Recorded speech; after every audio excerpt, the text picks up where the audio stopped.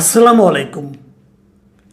প্রিয় দর্শক, এনসিপির নেতা এবং সাবেক অন্তর্বর্তীকালীন সরকারের একজন গুরুত্বপূর্ণ উপদেষ্টা জনাব আসিফ মাহমুদ সজীব ভুঁইয়া অত্যন্ত চমক সৃষ্টিকারী একটা ইনফরমেশন দিয়েছেন, বলা যায় ফাঁস করেছেন।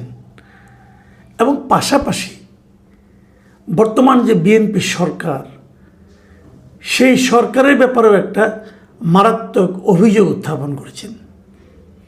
এবং তার এই অভিযোগ কিন্তু একই সঙ্গে অন্তর্বর্তীকালীন সরকার যে নির্বাচনটা দিয়েছিল, যেটাকে ডক্টর ইউনূস ইতিহাসের শ্রেষ্ঠ নির্বাচন বলে ভাবতে এবং বলতে ভালোবাসেন, সেই নির্বাচনের যথার্থতা নিয়েও কিন্তু উনি একটা প্রশ্ন প্রকারান্তরে তুলেছেন। এবং এই বিষয়টা হলো কি, এক কথায় যদি বলি তাহলে বলবো আমরা ডিপ স্টেট।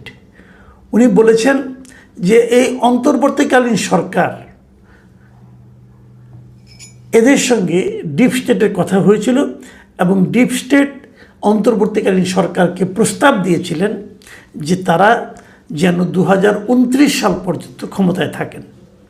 মানে ব্যাপারটা এমন ছিল, যেহেতু আওয়ামী লীগের ক্ষমতা 2029 সাল পর্যন্ত থাকার কথা ছিল, তারা 2024-এ নির্বাচিত হয়েছে, অতএব আওয়ামী লীগ সরকারের বাকি সময়টা অন্তর্বর্তীকালীন সরকার যেন দায়িত্বে থাকেন, এই প্রস্তাবটা ডিপ স্টেটের কাছ থেকে এসেছিল। দেখুন, এই যে 2029 সাল পর্যন্ত ক্ষমতায় থাকার যে ব্যাপারটা, এটা কিন্তু আমরা একবার শুনেছিলাম একদম অন্তর্বর্তীকালীন সরকার দায়িত্ব নেওয়ার পরপরই ওই সরকারের যিনি ধর্ম বিষয়ক উপদেষ্টা ছিলেন তার কণ্ঠে উনি একবার উচ্চারণ করেছিলেন যে আমরা ওই পর্যন্ত ক্ষমতায় থাকব। তারপর এটা নিয়ে নানা শোরগোল, কথাবার্তা, সমালোচনা হওয়ার পর ওই কথাতে আর কেউ শোনা যায়নি। কিন্তু আমার একটা মনে হচ্ছে এখন, যদি আসিফ মাহমুদ সজীব ভুঁইয়ার এই বক্তব্য সঠিক হয়ে থাকে, তাহলে ওই ধর্ম উপদেষ্টা সাহেব উনি কি এই ডিপ স্টেটের কথার উপর নির্ভর করে ওই কথাটা তখন প্রচার করা শুরু করেছিলেন? এই প্রশ্নটা থাকলো, এই প্রশ্নটা আপনারা পরবর্তী সময়ে এর অনুসন্ধান করবেন। কিন্তু তার আগে আমরা বুঝে নেই যে আসিফ মাহমুদ সজীব ভুঁইয়া কি বলেছেন। বৃহস্পতিবার দিন বিকেলে উনি রাজধানীর বাংলা মোটরে ওনাদের যে একটা অফিস আছে খুব গুরুত্বপূর্ণ জায়গায়, সেই কেন্দ্রীয় কার্যালয়ে স্বাধীনতা দিবস উপলক্ষে একটা বিশেষ আলোচনা সভা অনুষ্ঠানে বক্তব্য দিচ্ছিলেন।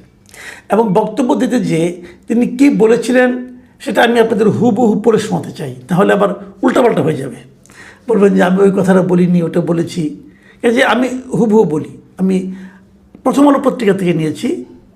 সেখানে উনি কী লিখেছেন, তিনি বলেছিলেন, আমরা যখন সরকারের দায়িত্বে ছিলাম শুরুর দিকে আমাদেরকে বিভিন্ন শক্তিশালী ইনস্টিটিউশন, শক্তিশালী যাদেরকে আসলে ডিপ স্টেট বলা হয়, তাদের থেকে আমাদেরকে অফার করা হয়েছিল যে আপনারা শেখ হাসিনার যে মেয়াদ আছে 2029 সাল পর্যন্ত সেটা শেষ করেন, আপনারা শেষ করেন, আমরা আপনাদেরকে সহযোগিতা করি।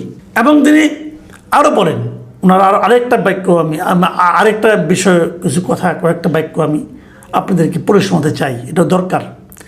সেখানে বলা হয়েছে তাদের, মানে ডিপ স্টেটের, তাদের সার্টেন কিছু শর্ত ছিল যে তাদেরকে কিছু কিছু জায়গায় ফ্যাসিলিটেট করা, এবং তারা পুরা রোডম্যাপ করেও নিয়ে আসছিল যে বিএনপির নেতাদের তো সাজা আছে, তো সাজা থাকলে সাধারণভাবে নির্বাচন দিলেও তারা নির্বাচন করতে পারবে না, তো তাদের সাজাগুলো না করে আদালতের মাধ্যমে যদি লেংদি করে, আপনারা তো জানেন সেটা কীভাবে করা যায়। আদালতের ডেট ঘুরিয়ে ঘুরিয়ে তারেক রহমানের নিজের নামেও সাজা ছিল, সে যদি সাজাপ্রাপ্ত অবস্থায় থাকতো, নির্বাচন হলেও তিনি বাংলাদেশের নির্বাচনে অংশগ্রহণ করতে পারতেন না। মানে ডিপসে তাদের এই প্ল্যানগুলো দিয়ে দিয়েছিল। দেখেন, এখানে কিন্তু কতগুলি বিষয় আছে, খুব ইন্টারেস্টিং বিষয়। কিন্তু আমি একটা জিনিস একটু বলতে চাই যে তারা যে রোডম্যাপটা নিয়ে এসেছিল, সেই রোডম্যাপের মধ্যে যে কথাগুলি আসিফ মাহমুদ সজীব ভুঁইয়া উচ্চারণ করলেন, সেখান থেকে দুই একটা শব্দ আপনাদেরকে আমি, দুই একটা লাইন আপনাদেরকে আবার একটু রিপিট করি। দেখেন, উনি কিন্তু এক জায়গায় বলেছেন যে কিভাবে মানে একটা আদালতের সাজাকে দীর্ঘায়িত করা যায়, ওই ডেট দিয়ে দিয়ে এই কথা কিন্তু উল্লেখ করেছে এখানে। এই যে যেমন তাদের সাজাগুলো না করে আদালতের মাধ্যমে এগুলো লেংদি করে, আপনারা তো জানেন সেটা কিভাবে করা যায়। এই যে একটা কথা না, যে আপনারা তো জানেন সেটা কিভাবে করা যায়, তার মানে হচ্ছে এই জায়গাটা আমি ধরছি এই কারণে যে দেখেন একজন মানুষ, তাকে আপনি মামলা দিয়ে কত রকম হয়রানি করতে পারেন, এবং সেটা কে করে? রাষ্ট্র করে, সরকার করে। আমাদের সরকারগুলো এই ধরনের আকাম কুকাম করে। এটা কি কোনো ন্যায় নীতির কথা হলো? আমি কেবল ওই সরকারের কথা বলছি না, আমি সব সরকারের কথাই বলছি। তারা এই যে মামলার ডেটটা মিথ্যা মামলা দিয়ে ঘুরিয়ে সময় ক্ষেপণ করা, এবং ওটা করলে পরে তো তারেক রহমানও নির্বাচন অংশ নিতে পারতেন না, এই কথাটাই বলতে যাচ্ছে সে। এখন এটা ডিপ স্টেট আদৌ বলেছে কি না, নাকি আসিফ সাহেব বানিয়ে বলছেন, এটা তো আমি আর জানি না। বাট ওনাদের মাথায় যেটা এসেছে এটা আমি বুঝতে পারছি। মানে এটা ডিপ স্টেট তাদেরকে কীভাবে বলছে, কেন বলছে, এটা আমার কাছে কিন্তু আসলে এখন পর্যন্ত গ্রহণযোগ্য না। আমি আমার প্রশ্নগুলো আরেকটু পরে করতে চাই। আসিফ মাহমুদের আরেকটা আপনার বিষয় নিয়ে আলোচনাটা আমি একটু বলতে চাই। ওইখানে উনি বলেছিলেন, ওই অনুষ্ঠানেই বলেছিলেন, তিনি বলেছিলেন অন্তর্বর্তী সরকারের গুরুত্বপূর্ণ দায়িত্বে থাকা ব্যক্তি বিএনপি সরকারের মন্ত্রী হিসেবে আছেন। বুঝতে পারছেন কার কথা বলা হচ্ছে? ডক্টর খলিলুর রহমানের কথা বলা হচ্ছে, তাই না? এটা বোঝা যায় যে তারা এই নির্বাচনে লেভেল প্লেয়িং ফিল্ডকে আসলে ক্ষতিগ্রস্ত করেছে। যাদেরকে তারা বিএনপি সরকার এখন পুরস্কৃত করলো, তাদেরকে ব্যবহার করেছে। দেখেন, আমি আগেও বলেছি, বহুবার বলেছি, মন্ত্রী পরিষদ এটা কিন্তু আসলে তারেক রহমান সাহেব নিজে নির্ধারণ করেছেন। এটাই পার্লামেন্টারি সিস্টেম, গভর্নমেন্টের নিয়ম, যে প্রধানমন্ত্রী ঠিক করেন যে কাকে কোন মন্ত্রিত্ব দিবেন। তার মানে ডক্টর খলিলুর রহমানকে নেওয়া এটা প্রধানমন্ত্রীর ব্যক্তিগত চয়েস বলে আমি মনে করি, এখনও মনে করি। আমি যদি অন্য কোনো চয়েস থাকে, কারো চাপ থাকে, তবু আমি বলবো সেই চাপের কাছে নতি স্বীকার যেটা করেছেন এটা প্রধানমন্ত্রী করেছেন। কেন করেছেন আমি জানি না, বাট আমার কাছে এটা ভালো লাগেনি। এটা আমি আগে যেদিন ওনাকে নিয়োগ দিয়েছে সেই দিনই বলছি, এবং তখন আমি এটাও বলেছিলাম এই জন্য আপনাকে পরবর্তী সময়ে অনেক কথা শুনতে হবে। এই যে কথা শুরু হয়ে গেল, কিন্তু কথা কিন্তু শুরু হয়ে গেল। আসিফ মাহমুদ সজীব ভাই কিন্তু এই কথাটাই বলেছেন যে লেভেল প্লেইং ফিল্ডকে ইন্টারিম সরকার, যে এই অন্তর্বর্তী সরকার, তারা বাধাগ্রস্ত করেছে, নষ্ট করেছে। কেন নষ্ট করেছে? বিএনপিকে জেতানোর জন্য, এবং তার পুরস্কার বিএনপি দিয়েছে। আমি জানি না অন্য কোনো উপদেষ্টা আবার এই 11 দলীয় জোট যেটা আমাদের আসিফ মাহমুদ সাহেবরা ছিলেন, জামাত ছিল, ওই জোটকেও হেল্প করেছে কিনা জানি না। জানতে পারতাম, যদি তারা ক্ষমতায় আসতো তাহলে হয়তো তারাও ওরকম কাউকে মন্ত্রী বানাতো কিনা, তাহলে হয়তো বুঝতে পারতাম। কিন্তু এই যে অভিযোগটা উনি করেছেন, অন্তর্বর্তীকালীন সরকারের একজন সক্রিয় সদস্য এবং পাওয়ারফুল মেম্বার ছিলেন, উনি অনেক দিন ছিলেন, শেষ দিকে এসে উনি নির্বাচনের তফসিল ঘোষণার পরে রিজাইন করেছেন। এর আগে সবই তো উনি জানেন। তাহলে বিএনপির জন্য এটা কিন্তু একটা মারাত্মক অভিযোগ। এই অভিযোগ বিএনপি কীভাবে সলভ করবে আমি জানি না, বিএনপি কীভাবে এই অভিযোগের জবাব দেবে। যতদিন যাবে এই জবাব যতদিন বিএনপি না দিবে, ততদিন পর্যন্ত এই অভিযোগটা কিন্তু ফুলে ফেপে বাড়তে থাকবে।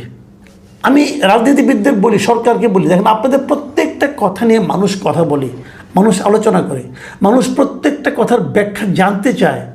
আপনি যদি ব্যাখ্যা দিতে না পারেন, আপনার ব্যর্থতা, কিন্তু এই ব্যর্থতার জন্য আপনাকে কিন্তু একদিন ভুগতে হবে। যা হোক, আমি ওই লাইনে যাচ্ছি না, আমি আরেকটু প্রশ্ন আসি। এখন প্রশ্ন হচ্ছে, এই ডিপ স্টেট কারা?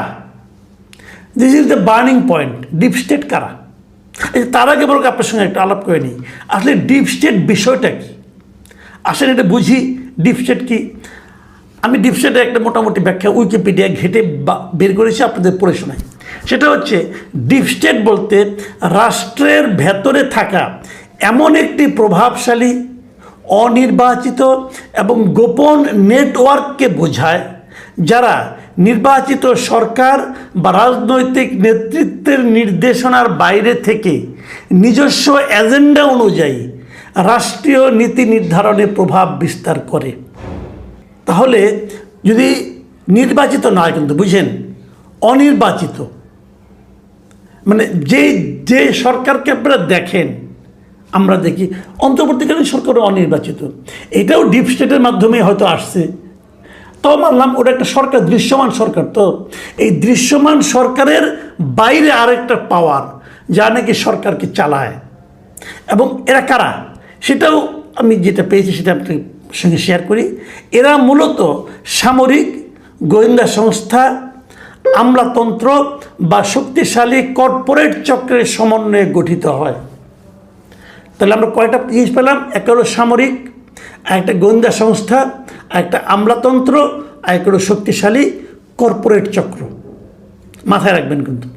তাহলে আমি এখন জানতেই চাইতে পারি ডিপ স্টেট কারা বলেন, কারণ এরা সবাই সামরিকরা আমাদের এখানে আছে, গোয়েন্দা সংস্থাও আছে দেশে, এখন আমলাতন্ত্র আছে, শক্তিশালী কর্পোরেট চক্র আছে। এদের তো আমাদের জানা দরকার কারা চেয়েছিল একটা অনির্বাচিত সরকারকে আরও 5 বছর রাখতে চেয়েছিল, আরও 4 বছর রাখতে চেয়েছিল। কারা আমাদের জানতে হবে না? বিনিময়ে তারা কী চেয়েছিল, যদি তাদেরকে আমরা চিহ্নিত করতে পারি তাহলে কিন্তু আমরা ওটাও বের করতে পারবো যে তারা বিনিময়ে কী চেয়েছিল। তারা কারা? প্রথম আলো ঠিক এই কাজটাই করেছে। পরের দিন তারা এই অন্তর্বর্তীকালীন সরকারের যিনি উপদেষ্টা ছিলেন আমাদের আসিফ মাহমুদ সজীব ভূঁইয়া, ওনাকে জিজ্ঞাসা করেছেন যে সেই ডিপ স্টেটে কারা ছিল বলেন আপনি। এখন আসিফ মাহমুদ কিন্তু সেই জবাবটা দেননি। তিনি কি বলেছেন তার জবাবটা শোনেন। উনি বলেছেন ডিপ স্টেটে বৈদেশিক সহ অনেকগুলি পক্ষ ছিল, তাই সুনির্দিষ্ট করে কারোর নাম আমি উল্লেখ করতে চাই না। এই জায়গাটাতেই আমার প্রশ্ন, আপনি উল্লেখ করতে চান না কেন? আজগুবি কথা বলেন নাকি বানায় বানায় বলেন? আমি যদি বলি আপনি একটা আওলা বাজানোর জন্য গেলে বানায় বানায় বলতেছেন, আপনি কি জবাব দেবেন? আমি বললাম যে অমুক অমুক আমি জানি, যারা নাকি এই সমস্ত আকাম কুকাম করছে, ভয়ঙ্কর ভয়ঙ্কর আকাম কুকামের নাম বললাম আমি, যে আমি জানি কিছু লোক এই ধরনের ভয়ঙ্কর পরিকল্পনা করেছিল, যেহেতু পরিকল্পনা বাস্তবায়িত হয়নি। এখন আপনি জানতে চাইবেন না পরিকল্পনাগুলি কে করছিল, কিন্তু আসলে কি, আসলে কোনো পরিকল্পনাই হয় নাই, কোনো ষড়যন্ত্রই হয় নাই। যদি এমন হয় তার মানে আপনি কিছু লোককে সন্দেহের আওতার মধ্যে ঢুকিয়ে দিচ্ছেন। কেন এটা আপনি কেন করবেন? আমি ঠিক আছে, আমি কিন্তু ওই খলিল সাহেবের নিয়োগটা নিয়ে কোনো আপত্তি করছি না, কারণ ওটা একটা যুক্তি আছে, প্রশ্ন আপনি করতেই পারেন।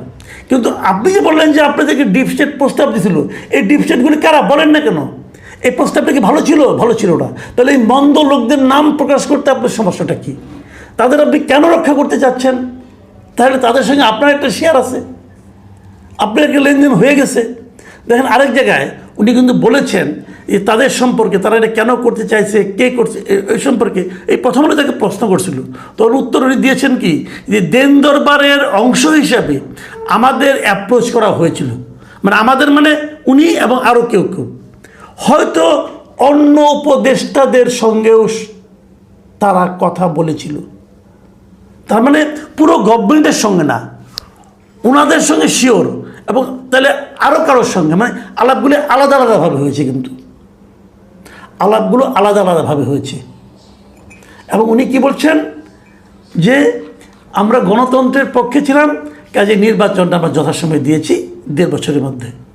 ভাইরে একটা কথা বলি শোনেন, নির্বাচন আপনারা হাসিতে, ইচ্ছাতে, খুশিতে খুশিতে দেন নাই, নির্বাচন দিয়েছেন পেদানির ভয়ে। এটা বললে তো মন খারাপ করবেন। আর্মি চিফ বলছিল না যে 18 মাসের মধ্যে নির্বাচন হতে হবে? 18 মাসের মধ্যেই নির্বাচন হয়েছে, ওই পেদানির ভয়ে দিয়েছেন নির্বাচন। আর এখন উদাস শাসতেছেন ও মহামানব শাসতেছেন যে আপনারা গণতন্ত্রের পক্ষে ছিলেন। আপনারা গণতন্ত্রের পক্ষে ছিলেন, যে কামগুলি যে করছেন ওগুলি গণতান্ত্রিক কাজ ছিল। লুটপাট তো কম হয় নাই, লুটপাট তো কম হয় নাই, আপনাদের অভিযোগ তো কম নাই। আপনি বাঙালির কি বুঝান, হিসাব দিচ্ছেন এটা আমার এই ব্যাংক হিসাব। আরে ভাই, চুরির মালকে ব্যাংকে রাখে? চুরির মালকে ব্যাংকে রাখে নাকি? আপনারই দলের একজন দেখলাম, একজন আপনার দল থেকে পদত্যাগ করে গেছে, সেই তো বলছে যে আপনার কম্পিউটার ল্যাপটপ সবগুলি সিজ করলে অনেক কিছু পাওয়া যাবে। এতদিন হয়তো ওগুলি ক্রাশ করে দিচ্ছেন, কে জানে, পেয়ে যাবো খুব শিগগিরই।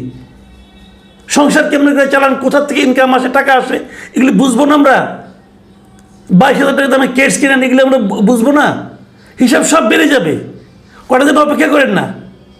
কাজে এত জ্ঞানী